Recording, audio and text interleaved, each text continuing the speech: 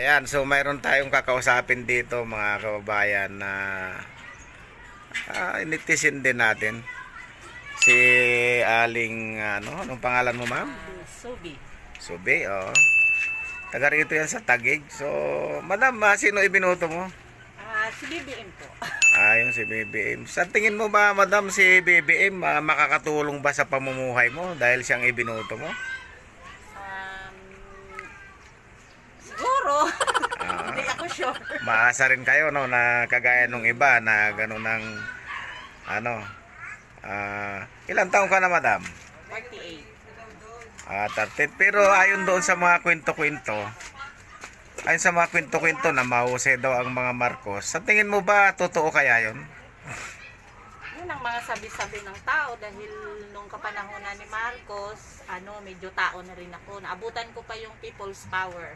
Ayun.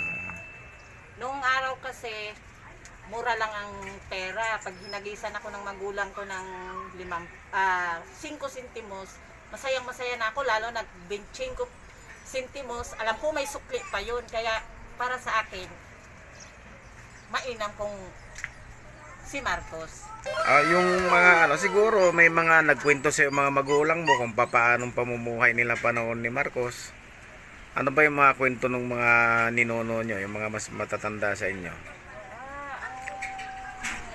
Alam ko lang, natatandaan ko lang, nung kapanahonan ni Marcos, mas maganda kasi mas mura ang bilihin.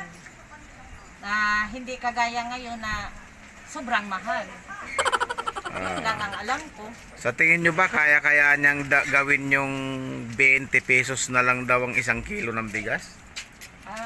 Yun ang sabi niya, yun yung pinapangako niya. So, umaasa din kami sa kagaya naming mahirap. Kasi may lumalabas na kasi na BBM rice kaya lang maitim. Totoo kaya yun? Yun Ang hindi problema. natin. Ay, yung mantika daw 12 pesos na lang daw isang bote. Yun ang sabi sa social media, yung mga nagpo-post. Sa tingin nyo ba, kaya bang gawin ni BBM to?